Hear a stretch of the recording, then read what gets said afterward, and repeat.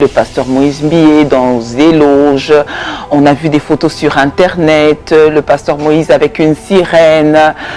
Ah ouais. Il y a eu des photos comme ça. Oui, des signes, on parle même des signes sataniques. Comment expliquer qu'à chaque fois, lorsque vous faites des clips, on voit des signes, on parle des signes. Au pasteur Moïse Mbié, rien que kaka, pona azui poste wana, ya kozala pasteur na église. Il y a papa naïe, ça créait des problèmes. Bateau Babanaki Kobundisaye, c'était la personne qui était le représentant. Il y a papa naïe na église. Pourquoi il a fallu que Yende à la pasteur en église? Mais comment se fait-il que Moïse Mbié abîmé comme pasteur? Alors, à comme Kobundisa, moi dans mon balai bateau na appel. Vous comprenez? Un véritable guégué. Mais vous savez que votre dernier tube fait la ronde des réseaux sociaux maintenant. Il semble qu'il y a une sirène qui vient d'être découverte. Est-ce que c'est pas tout ça qui vous met à l'écart de tout le monde? Non, vous savez, l'Esprit de Dieu. Vous êtes dans les loges mystiques, pasteur? Vous savez, avec une sirène, il y a eu un photographe qui est... Bon, on parle des signes. Il doit être spécial, ces photographes. Ye oyo bolingondanga. Ye oyo Fabregas aebindanga binafilé aebindanga siko selon ba source d'information balobindanga wana azanganga aza mama moko ya nganga et tout ça blora bakisi yango expliquer bisonon zali que batu bazoko confirmer ba makam o bazala ba preuve té. Alors na internet ezala ba biloko ebele. Nous avons vu aujourd'hui des hommes de Dieu o ba publier bilongi na bango azamu takala peut-être azoko se masturber parce que pasteur Moïse Mbié d'abord pour na koloba makam nyoso bozolo ba wana il faut koyeba origine ya mosali ya nzambe wana. Ba onyo so basobunisa pasteur Moïse Mbié eza ba jeune pasteur ba o ba bimi lelo. Est-ce que bozo mona tous les anciens le papa il y a réveil il y a Congo est-ce que basobunisa mwana parce que ba yebi place oyo auti ngai na matoi na ngai na yokaki sort au nom de Jésus erna zoyo kanzembo na yokaki sort na yokaki bolingo nanga. Vous voyez ce que le diable fait.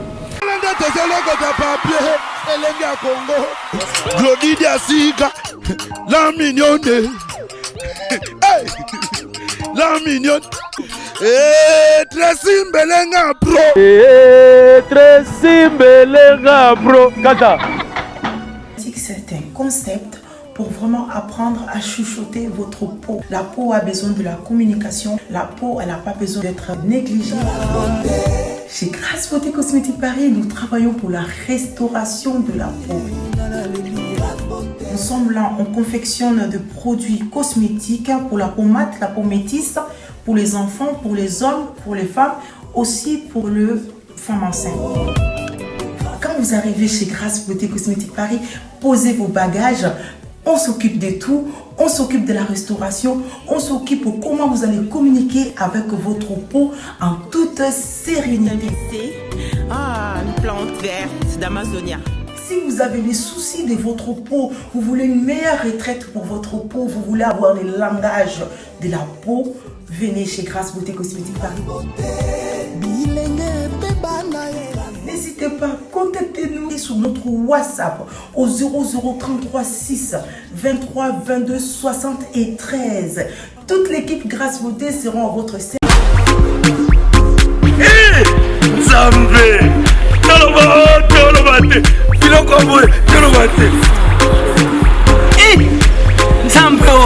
yo.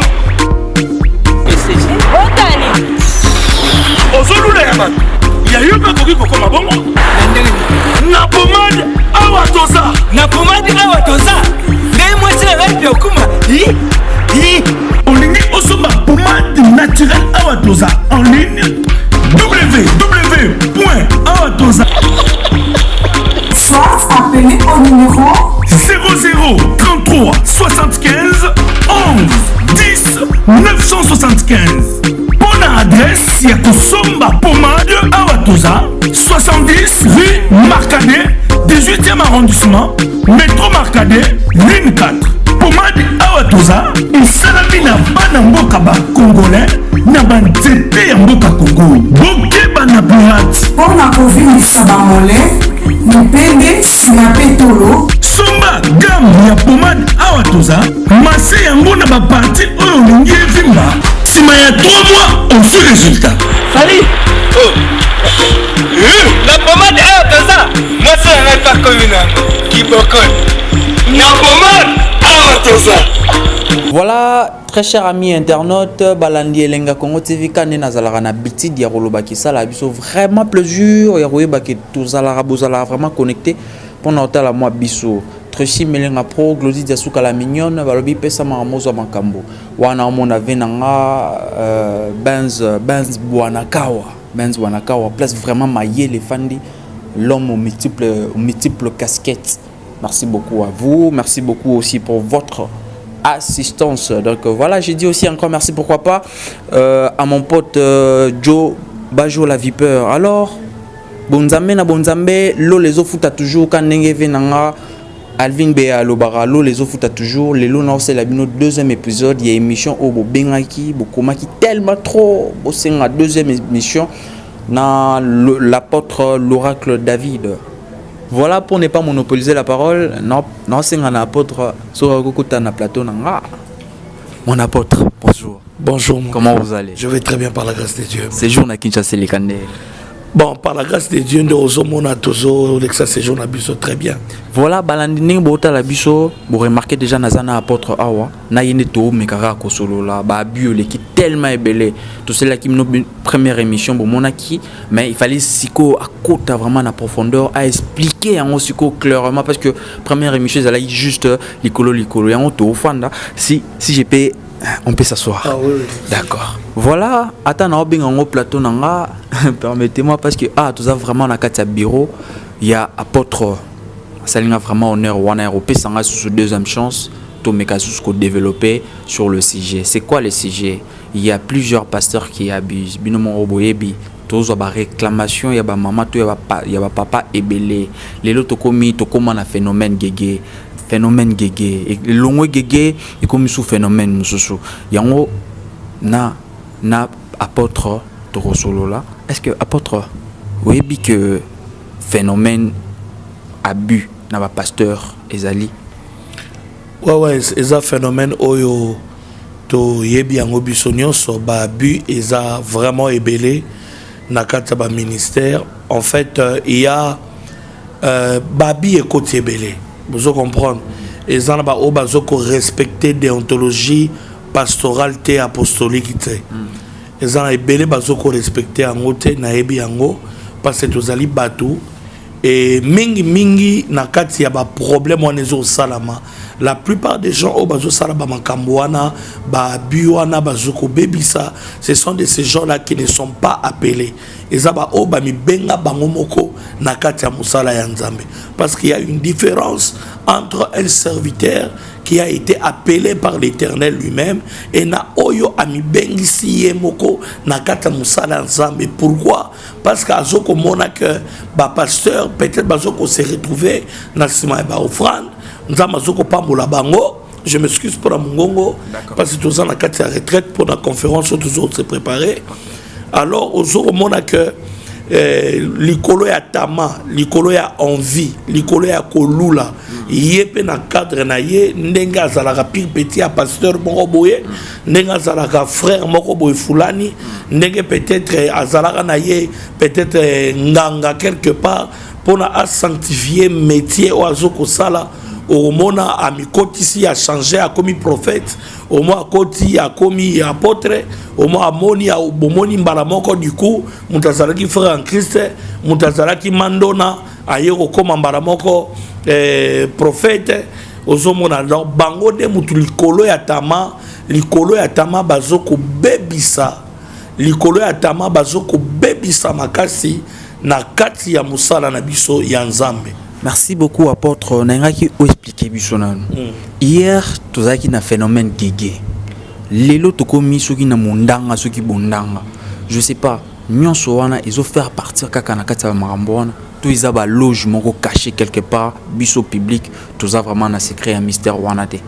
Mondanga nde là ça c'est nana ngwa lobi mondanga. Pour expliquer bien parce que toyoki na banzembo soki na kyo salelo mwa kapela ye oyo bolingo ndanga ye oyo wana ya pasteur Moïse Mbiye voilà soki totali toki na ba musicien typique o ba chrétienté Fabregas aibindanga bina filé aibindanga siko selon ba source d'information balobi ndanga wana azanganga aza mama moko ya nganga et tout ça biloko bakisi yango expliquer biso nanu est-ce que eza ya solo to ya solo te parce que ngala mono vraiment souci ya Moïse Mbiye au que ça peut-être mieux placé poser apôtre ou répondre à biso na question. OK, nous bénissons le Seigneur. Mon frère Ozo mona mokili eza ko beba monde ici et baby makasi nazawana te pona ko défendre biloko mabe pe pona koto ko encourager biloko ya mabe o ya malamu ezali il faut ko bimisango il faut ko loba o pe ya mabe pe soki ezali il faut dénoncer cela pona bana na nzambe ba réellement ce qui se passe, vous comprenez. Mais eloko ezoko salanga pasi mingi na motema ezali que batu bazoko confirmer ba makambo o bazala ba preuve te. Bozoko comprendre. Moi, je ne suis pas dans la même famille peut-être biologique na pasteur Moïse Mbiye nazali na famille moko te na ba Mike Kalambai batonyo surtout ba imbi banzembo wana nazala kata famille moko na bango te. Mais il faut savoir une chose, que ces gens-là sont combattus aussi. Au moni émission Ozo Salama, Ozo le Canada Internet. Na kat Internet, ba abupé ezali ebele. Ezala ba pasteur Oyo baza combattu. Voir, tous d'abord pasteur Moïse Mbiye.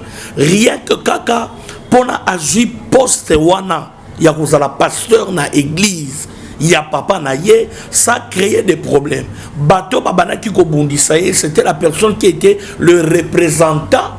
Il y a papa na ye na église. Pourquoi il a fallu que yende à la pasteur en église, mais comment se fait-il que Moïse Mbiye abimé comme pasteur alors a comme ko bundisa moi dans mobile bato azani na appel. Vous comprenez? Alors, na Internet, nous avons vu aujourd'hui des hommes de Dieu. Oh, bah, publié, bilongi na bango, azamutaka, peut-être qu'on s'est masturbé. Nous avons vu cela. Et ça, bah, pasteur, voilà, misusu, c'est vrai, mais misusu, ezali, bah, image montée. Misusu, na ba makamu na bino ne bozana kata makamu, ya ba information, ya ba musique. Boyebi, jeune na moyo kiko sala mananini na studio.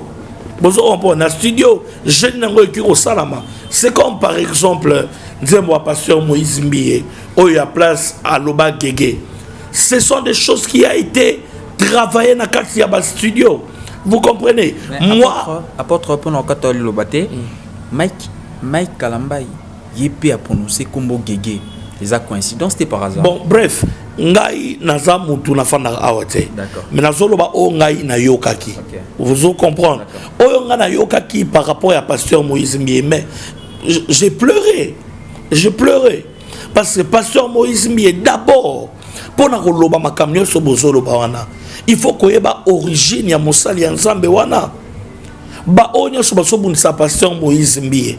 Eza ba jeune pasteur ba o ba bimi lelo. Est-ce que bozo mona tous les anciens, le papa, il y a réveil, il y a Congo, est-ce que baso bunisa mwana na? Parce que ba yebi place oyo auti ngai na matoi na ngai na yokaki sort au nom de Jésus. Na zoyo kanzembo na yokaki sort na yokaki bolingo nanga. Vous voyez ce que le diable fait.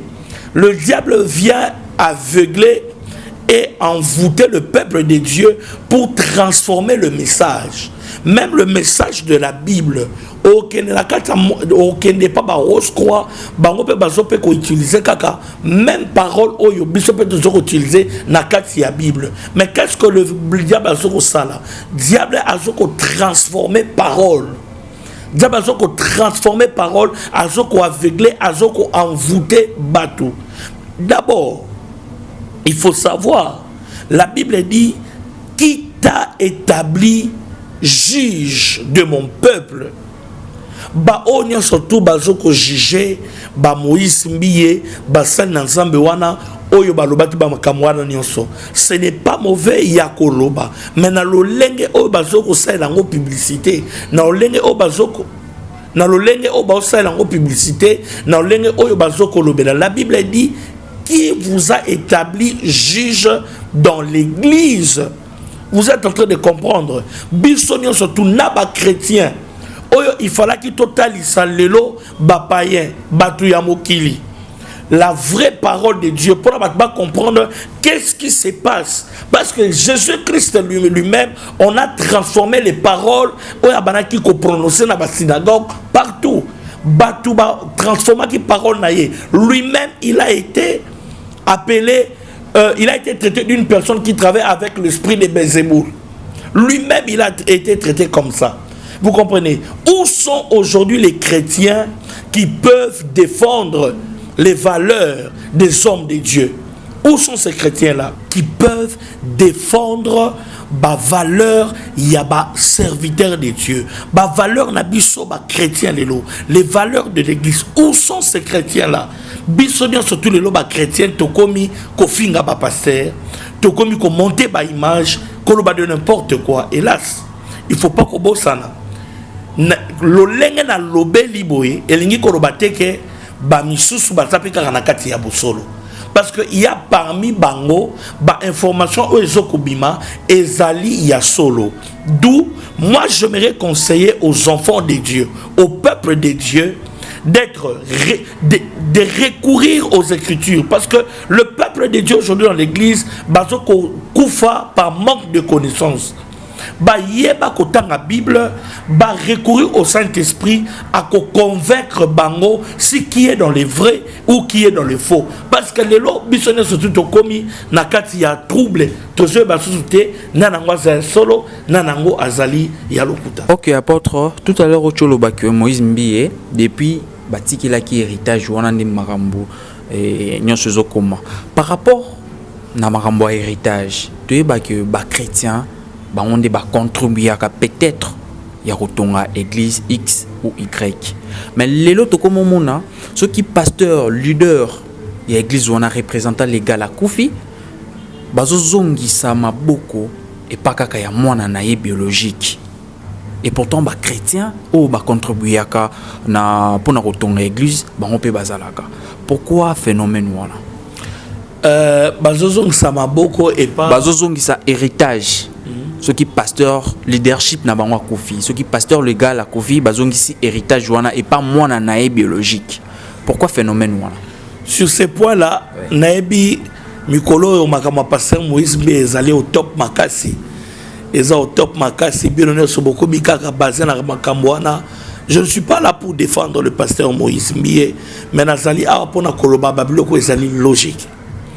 D'abord, la personne qui reçoit la vision d'une église, ezali église té, ezaba membre té, eza d'abord pasteur yemoko oyo à recevoir vision. Vous comprenez le qu'on a solo ba. Eza d'abord pasteur yemoko à recevoir vision et pensée. Non, apôtre nakataote, toujours le bilan kate parce que pour na Moïse Mbiye, ka o to mona kiango et pas né masikatenda. Papa Koufi, mon azaki na poto aye pour azwa héritage wana. Tozoyo kapé trésor mokuna akoma valable pastoral. Yango par rapport à ça ninga na tuni question na eba phénomène wana se dit à quoi? Bien aimé, vous devez savoir une chose. Nazo po ya makambo zoloba te. Yango na banaki ko loba awa. Nazo ko expliquer bino ba fait nyonso tout ezo ko sala ke makambo wana ekoma lelo bongo. Bozo comprendre? Le problème c'est quoi? Le pasteur par exemple ngani nazaboy. Nazwa qui vision ya ministère Shekina, ma fiancée n'était pas là, mes parents bazala ki onate, ata ye mwana nanga azala ki onate, wanate. Kutu nde nazaboy kutu na botité. Mwana nanga kutu azali kutu te na vision oyo ngana soit de la part de l'Éternel. Mais maintenant, pourquoi ezoko mabongo? Il faut savoir une chose. Ba pasteur lelo basa combattu kaka na ba oyo bazali zinga na bango. il y a un combat aujourd'hui dans l'église. Pasteur bazo s'empoisonner entre bango na bango, pasteur bazo komiboma entre bango na bango. Prenons par exemple makambu ya apôtre Emmanuel Mbiye. Emmanuel Mbiye Mukala, ou consort le père de Moïse Mbiye. Cet homme a été combattu à l'église. Kaka bao bazalaki ba membre, ses fils spirituels, oya abanana bango vision, oya abanana bango œuvre, bazalaki pembeni na ye. Mais pour la chute na ye, eza batu église na ye, nde ba contribuer qui pour la chute na ye. Même pour l'empoisonnement na ye, c'est la personne qui oya banaki ko seconder ye, yene tu va contribuer qui pour l'empoisonnement na ye. Prenons le cas de Moïse Mbiye. Moïse Mbiye pour un ministère wana. Je l'ai suivi à la télévision Zoloba. Un jour à Zokoloba, que Batouba Kansa, on dirait papa n'a pas désigné qui. Non, Moïse Mbiye avait demandé la gestion de l'église auprès de son père. So pour la cocotte dans la carte, il y a question na yo. Ezali Mabé Kopesa héritage. Il y a ministère et pas moi nanayo oyo boti si ton fils n'est pas appelé de Dieu. Si ton fils n'est pas serviteur de Dieu. Mais moi, je ne trouve pas ça mal. Mon fils ne peut pas me trahir. Vous comprenez? Je ne trouve pas ça mal si mon fils est bien encadré. Si mon fils a le ministère en lui, il a l'appel en lui et qu'il exerce son ministère. Moi, je ne trouve pas ça mal que Ngaï avant la Koufa, que Ngaï avant la Longwa Église, n'a pas sa relève à ministère et pas moi Nanangaï.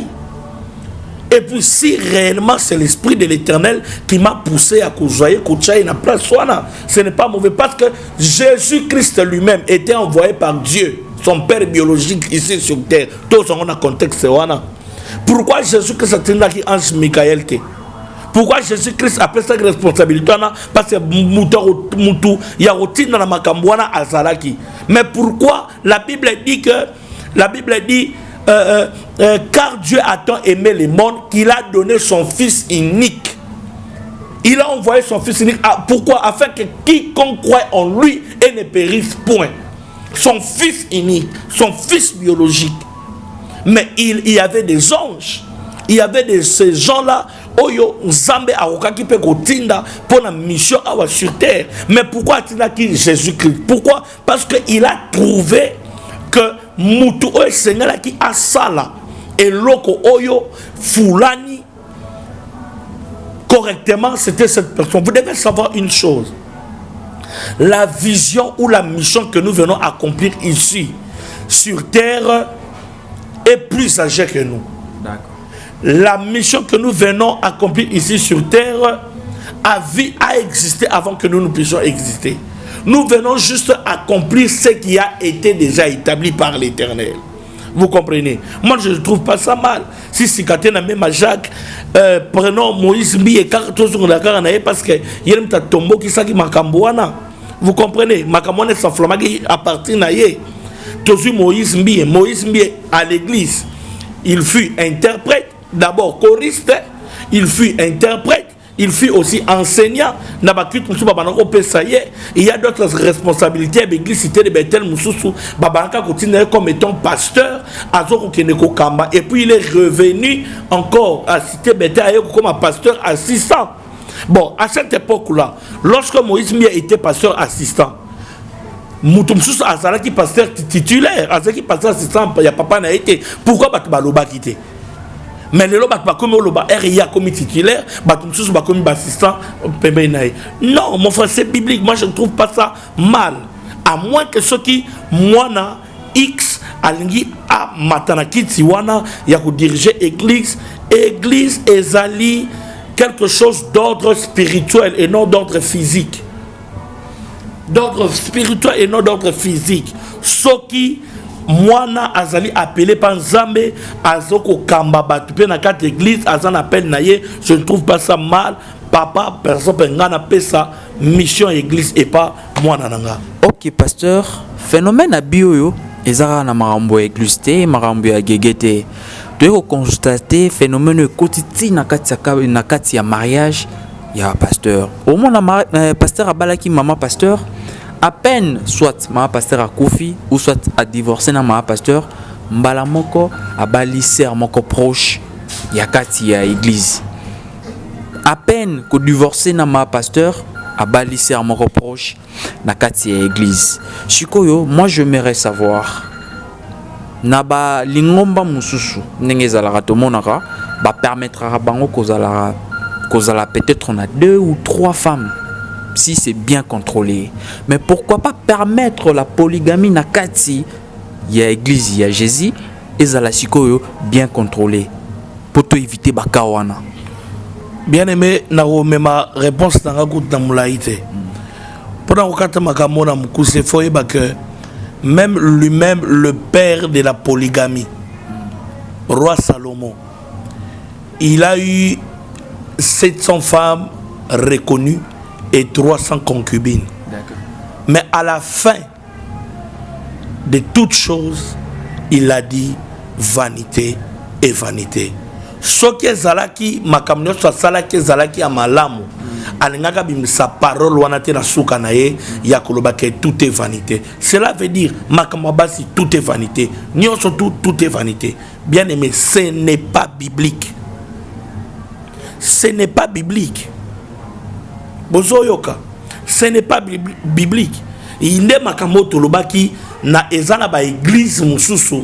Na émission auto salaki mususu ezana ba église mususu bien aimé oyo pasteur azoko coucher na ba sœur na kat église, pasteur azoko coucher na ba protocole na kat église.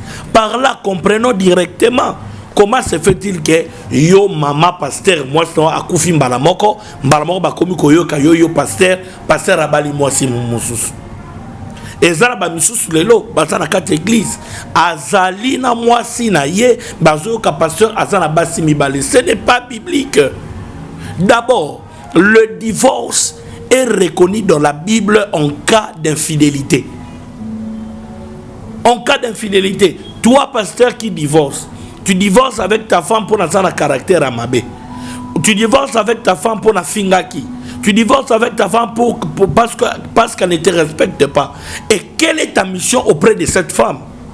En cas de ce problème-là, quelle est ta mission? Ce n'est pas seulement dire je t'aime à ta femme ou payer de voiture à ta femme. Mais tu as aussi une mission à accomplir dans sa vie et dans sa famille. Tu peux changer son caractère à l'aide de la parole de l'Éternel. Tu peux changer sa vie. Dieu t'a envoyé là comme une sentinelle auprès d'elle. Et elle aussi, donc c'est vice-versa. La femme est là pour changer son mari et le mari est là aussi pour changer sa femme. En cas d'impudicité, à moins que pasteur Lobakete, nga monsangata kobo kiboye, na limbisie, to samenza mesili bakon mel naka na ngai nga na kaya na nga moko d'abord na kaya impudicité, moi si na robenga na ye na bali mususu. Vous comprenez? Mais elingi kolobate ke na robana mususu wana eke na minute na zana mama c'est que yé basalité. Nga moi si na ngai Inès Longo, maman apôtre place azali, azaka ka ye moko. Vous comprenez? Azaka ka ye moko. Ba pasteur wana o bazo sala makambo wana bazo koteya nini?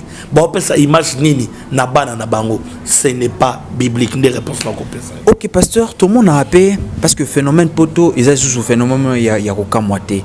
Tout le monde a au monde a pasteur ayimbi nzembo. Ake poto atikali kuna mbala moro. Azonga su Kinshasa te. Azonga su place où asala kinzembo wana des places publiques qui permettra qui est à ça la voyage wana. Premièrement, deuxièmement tu peux réclamer. Pourquoi seulement ceux qui sont musiciens ou yembi nzembo ya nzambe ou yembi inspiré inspiration yé ou yembi nzembo nzambe et puis après tu deviens directement un pasteur. C'est quoi ce genre de phénomène?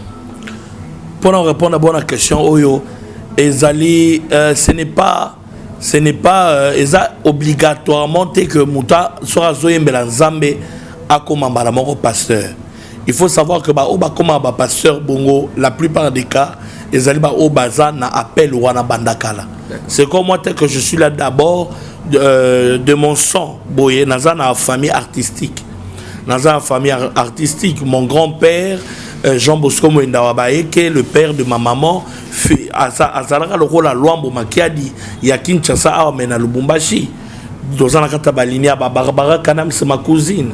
interpréter Kutu Banzembo, il y a Papa Nabiso. J'ai eu à chanter na ba chorale, na ba église, na yemba na ba chorale, ba bloko anani surtout.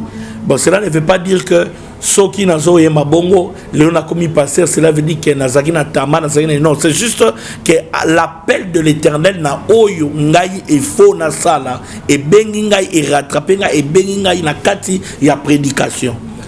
Il y a peut-être des musiciens qui ont un message na bangote na kati ya loyembo. Il faut na parole boye des fois atea ba parole oroki kozala la nango. Mais ezala ba misusu pe abenga bina ministère pastoral te kaka ndenga tanga la Bible à comprendre à admirer dans yango ministère yango parce que la Bible dit que si en vous avez envie, vous avez besoin d'un don quelconque, vous pouvez demander cela par la prière, l'Éternel va vous les accorder. Donc cela n'est pas mauvais si tu es dans la chrétienté, si tu es avec Dieu, si tu es musicien et que tu aimes prêcher le Seigneur, cela n'est pas mauvais, de prêcher aussi la parole de l'Éternel. Pour naba oyo bazoko kende poto. Mon frère ndeba o nazoko loba ezana ba oyo ba mibenga bango moko na kati ya musala ya Nzambe ndeko seke ezaba o ba mibenga bango moko na kati ya musala ya Nzambe ayebi oyo Nzamba benga la yete parce que c'est lui qui donne la vision, il donne aussi la provision. Même si au Congo il y a des difficultés et belé, même si au Congo makamuzo kotambolate, mais si Dieu m'a appelé, il a dit David va établir mon église à Kinshasa, quelles que soient les difficultés, il faut n'être bien que les foot nanga ekouta na Kinshasa, ce qui n'a que Londres ekouta. Qui a un bobenga kabilo, bobenga ka poto cimetière ya ba musicien. Et ça rapport à ba cimetière ba musicien, ya ba musicien mokilité na o ya Nzambe. Lelo ba kenda kuna basala ka toyo ka bangote. Mais en quelque sorte, il faut que les autres peuvent contribuer. Ma case dépasse ceux qui tombent au coffre. Dans la vérité, il faut dénoncer bango. Ceux qui moutoulent la tombe au coffre, à qui m'a un bon la production. L'autre est bamaï kalambaïté. Mais l'autre est bango parce qu'il y a quelque chose où les kanaki wana et qui mais et c'est le komoko moutou il faut ayeba. Vous comprenez? Moutou il faut ayeba en quoi il a été appelé. C'est quoi son champ de bataille? Place ni nango oyo Nzambe atindie. Si Dieu t'a dit réellement d'aller en Europe, ce n'est pas mauvais. Tu vas aller évangéliser. Moi, j'ai commencé mon ministère ici à Kinshasa. Je suis mannequin, je fais tout. Je ne manquais de rien. J'ai commencé mon ministère ici à Kinshasa et Dieu m'a dit va implanter mon ministère en Afrique du Sud. Je suis allé en Afrique du Sud, aujourd'hui je suis en Zambie, partout. Donc l'évangile de l'Éternel doit aller dans tous les 4 coins du monde. Je ne trouve pas ça mal, ceux qui montalungwe awakikuna, à moins que ceux qui n'ont été n'imtalobinaye. Mais ceux qui n'ont malobinaye été yakei, là c'est un problème. Ok, apôtre, la toute dernière question que je vais vous poser pour vous libérer, parce qu'il y a vraiment toki. Tonio Kolio l'émission. Te bonio kolengate nazoko yamba. Nazoko répondre convenablement. Onction peso kitamba. Onction peso kitobi tango onction kitarisa la nyonso. Amsusu bakoya kamsusu okikotoka. D'accord, j'aimerais savoir pourquoi ceux qui mwana botami azana nou bébé bakimbalamo ko pesaye baptême. Pourquoi pas attendre à comment na âge moko ya raisonnement pour yemoko a décider place ou place antelle à Rosambela. C'est aussi un problème. Vous savez, dans la vision que Dieu m'a donnée, Dieu m'a donné un message de la restauration. Dieu m'a dit, mon message se repose sur la réparation de l'église primitive. D'accord. Je suis en train de préparer un séminaire, ça sera au Gabon. C'est pour bientôt, c'est pour... nous allons parler même de ça. Vous savez, même Christ lui-même, lorsqu'il fut né, Christ lui-même n'avait pas été baptisé. Christ avait été présenté. On ne baptise pas un enfant qui n'a pas encore atteint l'âge de la maturité. Pourquoi? Parce que le baptême, avant d'aller au baptême, il faut la conscience de la personne pour puisse travailler. Il faut qu'il puisse savoir que Nzela on a banki kosala ezaki Nzela lisumu ezaki Nzela mabe, il doit connaître le bien et le mal. que nzela olinga kota soza nzela ya malamu il faut atika mabe atiki mwana muke bébé azali na possibilité te ya kozwa ba décision wana bana mike les enfants on leur présente auprès de Dieu. Vous comprenez? Les enfants ba présentera bango et pas zame. Et puis pour na bana mibali ba présentera bango soki ba kokisi 9 mois. Pour na basi et ça soki ba kokisi 7 à 8 mois nde okei na église pour na ko présenter et pas zame. Mais okoki ko baptiser muto à partir ya tanga zo ko atteindre âge ya maturité pour na ko yeba malamu na mabe. Merci beaucoup apôtre parce que tu comme vraiment nasuka émission oyo na opeso lilo basuka on s'adresser na milieu de téléspectateurs au Barta la biso en tout cas pour n'anga vraiment honneur au pesinga au recevoir nga ici pour la deuxième émission. Un mot de la fin apôtre. Un mot de la fin, je vous remercie d'abord d'être passé me voir ici au bureau. J'ai béni le Seigneur parce que dans un monde a vraiment que présence Sangai Awana Congo et Zopambola via batu ebele et loko lilobananga ya souke zakara ya koloba na ba chrétien ya lelo tozala na bolingo ya kotanga liloba ya nzambe soki tozoko zo ba problème o ebele na kati ya église c'est parce que les gens sont basés aujourd'hui par la prophétie, ils sont basés aujourd'hui par le miracle, les gens ne sont plus basés dans la parole. Au moins les églises sous place ezalaka parole batu ebele bakendaka lisusu te.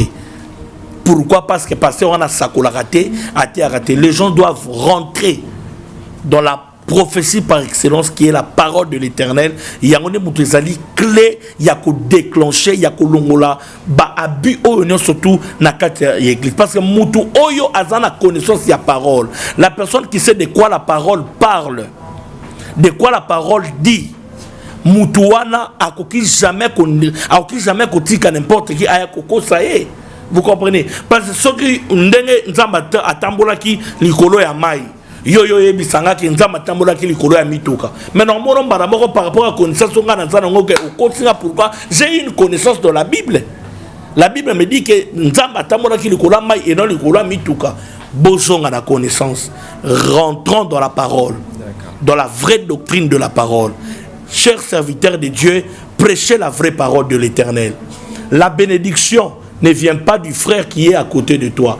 Moi, j'ai connu des gens dans mon ministère qui m'ont béni avec des 15 000 $, qui m'ont béni avec des voyages, qui m'ont béni avec l'argent. Rien que la prière, rien que la puissance cachée derrière la parole. Cette puissance-là a changé la vie de plusieurs. Dans la provision de l'Éternel, il a pensé à moi. Que l'Éternel Dieu des armées vous aide. J'aimerais que l'église primitive d'aujourd'hui puisse revenir à la vraie mission de l'église, d'aller faire de toutes les nations les disciples de l'Éternel et non les banques privées de pasteurs. Que mon Dieu vous bénisse. Merci beaucoup. Bonzambe na bonzambe. Lo les ofuta toujours quand ndenge venanga Alvin Bea Lobaka. Bonzambe na bonzambe lo les ofuta toujours. Et moi sous cette opportunité, je m'en vais vite dire un grand merci au prêtre ici Melenga Pro. Je dis un grand merci à Glody Tasuka, la mignonne, et pourquoi pas dire un grand merci à mon vieux Banz. Mon vieux Banz on a bien vraiment en français. Mon vieux Banz Bonakawa. L'homme aux multiples casquettes. Merci beaucoup à toi, merci beaucoup pour ton assistance. Pourquoi pas dire aussi un grand merci à l'homme noir, mon réalisateur Gloire Diakese. Quant à moi, je vous dis à très bientôt. Bino pe bato bota l'arabiso, vraiment merci Nabino, la critique Nabino, surtout la remarque qu'on a Bino et d'arabiso vraiment beaucoup. Tokende Diboso, un bon critique, ça se passe au privé, na publicité. Et sur ce, je vous dis à très bientôt. Merci.